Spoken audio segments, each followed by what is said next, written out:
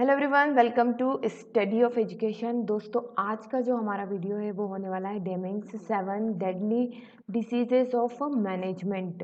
ठीक है, हिंदी में भी मैं इसे बहुत अच्छे से समझाने की कोशिश करूंगी। और दोस्तों, ये हमारा टॉपिक है NTA UGC net education paper शिक्षा शास्त्र की जो आपकी यूनिट 8 है, उसका बहुत ही इम्पॉर्टेंट टॉपिक है। इम्पॉर्टेंट क्यों? क्योंकि जब से सिलेबस बदला है, मैं बार बार बता रही हूँ, 2019 और 2020 में इससे क्वेश्चंस निकल कर के आए हैं। जो आपका मैनेजमेंट गुरु वाला पार्ट है यूनिट 8 का, वहीं से अधिकतर क्वेश्चन या फिर टोटल क्वालिटी मैनेजमेंट से रिलेटेड क्वेश्चन आ रहे हैं। ठीक है, ऐसा इसलिए क्योंकि मैंने पिछले सालों का पेपर को रिव्यू किया है और मैं आपको भी हमेशा कहती हूँ कि आप पिछले साल के पेपर ज़रूर देखें। और हाँ, जो लोग भी मुझे कम्युनिटी मैंने जो पोस्ट करी थी वहाँ पर पूछ रहे हैं दैट आप प्रीवियस ईयर के जो पिछले 16 सालों के जो प्रीवियस ईयर पेपर हैं 2004 से लेकर के 2020 तक, वो आपको पढ़ने के लिए अवेलेबल है। लिंक डिस्क्रिप्शन में है, बस वो पढ़ पाएंगे आप। और अगर पीडीएफ में आप चाहते हैं तो आपको परचेज करना होगा एक नॉमिनल कॉस्ट पे। सभी चीज़ों की लिंक जो है हर एक वीडियो के डिस्क्रिप्शन में होती है, आप जा कर के देख सकते हैं। ठीक है, और वहीं पर टेलीग्राम ग्रुप की भी लिंक है, आप वहाँ पर भी जुड़ जाए, वहाँ पर भी मैं डायरेक्ट लिंक शेयर कर देती हूँ। ठीक है, तो प्रीवियस ईयर पेपर ज़रूर देखें, वहाँ से आइडिया लग जाएगा कि कौन से जो एरियाज़ हैं आपके सिलेबस की वो इम्पॉर्टेंट है। ठीक है, तो चलिए पहले अब हम डिस्कस कर लें डेमिंग्स 7 डेडली डिसीजेस। एक्चुअली में ये है क्या? देखिए दोस्तों, जैसे डेमिंग को क्वालिटी टोटल क्वालिटी मैनेजमेंट की ऑफ मैनेजमेंट क्या है। देखिए दोस्तों, डेमिंग ने बताया है कि 7 तरीके की डेडली डिसीज होती है मैनेजमेंट की। अब यहाँ डिसीज से उनका क्या कहना है? डिसीज से उनका मानना है 7 टाइप्स ऑफ, आप बोल लें बिहेवियर। डिसीज क्या है यहाँ पर? बिहेवियर है या थिंकिंग है। अगर आप किसी भी संस्थान को मैनेज कर रहे हैं और ये 7 तरीके की सोच अगर आप रखते हैं तो ये किसी बीमारी से कम नहीं है। ये डेमिंग बोल रहे हैं, मतलब कि इन 7 बीमारियों को, इन 7 बिहेवियर या इस थिंकिंग को आपको छोड़ करके चलना है। तभी जो है आपकी संस्था, वो कोई भी हो, आप कोई भी काम करते हो या आप किसी भी एजुकेशनल ऑर्गेनाइजेशन से जुड़े हों, अगर ये 7 थिंकिंग 7 बिहेवियर आपने छोड़ दिए तो आप अपने संस्थान का quality management, total quality management बहुत अच्छी तरीके से कर पाएंगे। मतलब कि वहाँ पर पढ़ाने वाले टीचर्स और वहाँ के जो स्टूडेंट हैं उन सभी की क्वालिटी बहुत अच्छी होगी। और क्वालिटी अच्छी होगी तो वहाँ की उन बच्चों की, उन टीचर्स की प्रोडक्टिविटी अच्छी होगी। अच्छा बताइए, एक टीचर की प्रोडक्टिविटी क्या होती है? कि वो एक अच्छा स्टूडेंट बनाए, है ना। और एक अच्छे स्टूडेंट की क्या प्रोडक्टिविटी होती है? कि वो एक सोसाइटी को कुछ अच्छा दे सके, उसने जो भी पढ़ा है उसका फुल यूटिलाइज वो कर सके। ठीक है, तो जो आपकी क्वालिटी है किसी भी संस्थान की, वो उसकी प्रोडक्टिविटी को निर्धारित करती है। Productivity depends on the quality. ठीक है, नाउ चलिए देखें ये कौन से 7 बिहेवियर हैं या 7 थिंकिंग है जो डेमिंग ने बोला है कि अगर ये ना रखें तो बहुत अच्छा, आपका इंस्टीट्यूट बहुत अच्छा करेगा, आपके टीचर्स अच्छे करेंगे, आपके स्टूडेंट्स अच्छा करेंगे। ठीक है, तो the 7 deadly disease of management refer to behaviors that are severely toxic to organizational effectiveness। ठीक है, तो डेमिंग ने जो 7 डिसीज बताई है, एक्चुअली में ये बिहेवियर को दर्शाती है जो कि हमारी संस्था के लिए बहुत ही विषैले, टॉक्सिक साबित हो सकते हैं। उसकी इफेक्टिवनेस के लिए, संस्था की इफेक्टिवनेस के लिए बहुत ही घातक साबित हो सकते हैं ये behaviour. Also barriers that managers and management face in line of their work। और ये 7 deadly diseases को आप ये भी मान सकते हो कि ये वो रुकावटें हैं जो मैनेजर या मैनेजमेंट अपने काम के दौरान महसूस करता है। ठीक है, तो इन 7 चीज़ों को आपको नहीं करना है। कौन सी 7 चीज़ें हैं वो? क्योंकि देखिए, पढ़ के आज आप टीचर बनेंगे, कल को आप प्रमोट होंगे, कोऑर्डिनेटर बनेंगे, फिर अपनी डिग्री के अकॉर्डिंग आप प्रिंसिपल तक बनेंगे। तो कहीं ना कहीं आपके हाथ में जैसे जैसे एक्सपीरियंस आएगा, आपके हाथ में मैनेजमेंट आएगा, तो आपको पता होना चाहिए कि आपको क्या करना है। ये जो मैनेजमेंट वाली यूनिट है इसका यही तो उद्देश्य है कि जो टीचर पढ़ाने जा रहा है वो मैनेज भी करना है, उसी को करना है। ठीक है, चलिए तो देखते हैं। लेक ऑफ कॉन्स्टेंसी या कंसिस्टेंसी, दोनों नाम से आपको सुनने को मिल सकता है। Of purpose to plan product and service that will have a market and keep the company in business should have long term planning. मतलब क्या है यहाँ कहने का, मतलब ये है कि जो मैनेजमेंट है, जो मैनेजर्स हैं, जो वर्कर्स हैं वहाँ के, उनमें लेक ऑफ, कमी है कंसिस्टेंसी की।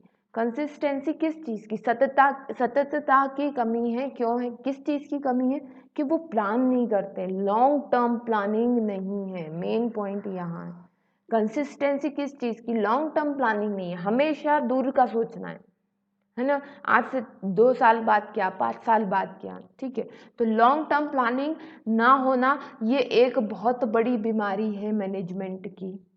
ठीक है, तो लॉन्ग टर्म प्लानिंग के बारे में सोचना है। ठीक, दूसरा ये बोल रहे हैं जस्ट इसका opposite, emphasis on short term profit and TQM demands long term practices. देखिए क्या बोल रहे हैं कि दूसरा पॉइंट जस्ट पहले पॉइंट का उल्टा है। भाई आपकी लॉन्ग टर्म प्लानिंग नहीं है, मतलब कि ये पहली बीमारी तो आपकी ये हो गई। मतलब दूसरी बीमारी क्या है कि आप शॉर्ट टर्म सोच रहे हैं, आप छोटे छोटे टारगेट बना रहे हैं। ठीक है ना, दूर का आप सोच ही नहीं रहे।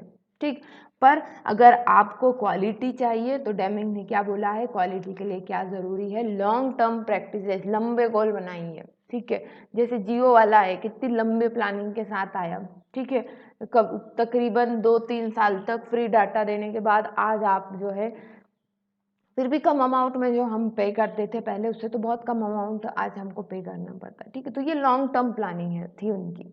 ठीक, चले खैर आगे बढ़ते। Evaluation of performance, merit rating and annual reviews, over reliance on performance obstruct TQM.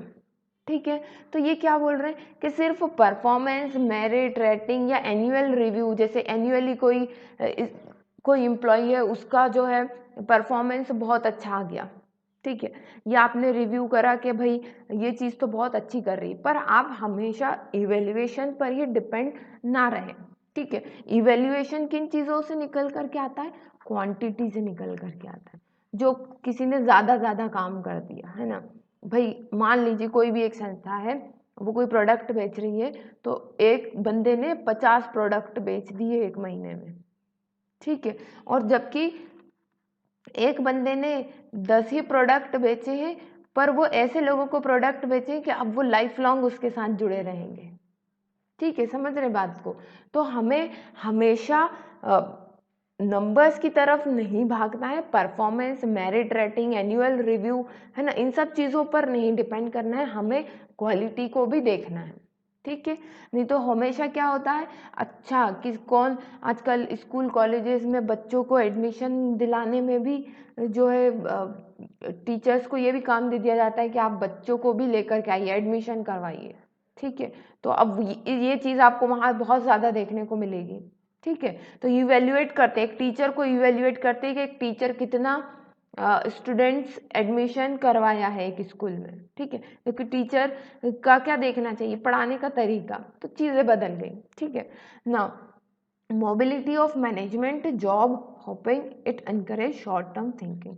अब देखिए, अगर आप किसी भी संस्था में हैं और आप ये सोचते हैं कि आप जो है आज आज 5 महीने यहाँ जॉब कर लेते हैं, फिर छठे महीने में कहीं और कर लेंगे, अच्छी अपॉर्चुनिटी मिलेगी हमको, ऐसे बदल बदल के हम अपनी जो है प्रोफाइल बहुत ऊंची कर लेंगे, हमारी जो है सैलरी ज़्यादा हो जाएगी, ऐसा मैनेजमेंट में बहुत सारे लोग सोचते हैं। ठीक है, उसी को कहते हैं जॉब हॉपिंग, मतलब कि जल्दी जल्दी जॉब बदल देना अपने। ठीक है, और अगर आपके साथ कोई ऐसा इंसान काम कर रहा है जो जल्दी जल्दी जॉब बदल रहा है, इट मीन्स वो संस्था के बारे में नहीं सोच रहा है, वो सिर्फ अपने बारे में सोच रहा है। अपने बारे में सोच रहा है तो उसके तो अपने गोल जो है शॉर्ट टर्म गोल्स हैं, वो संस्था के लॉन्ग टर्म गोल्स के लिए तो काम करेगा ही नहीं, है ना। वो किसी प्रोजेक्ट में इन्वॉल्व होगा ही नहीं, मन लगा के काम करेगा ही नहीं, क्योंकि उसके मन में तो ये चल रहा है कि 2 महीने बाद तो मुझे यहाँ से जॉब छोड़ देनी है, मैं क्यों मेहनत करूँ इसमें।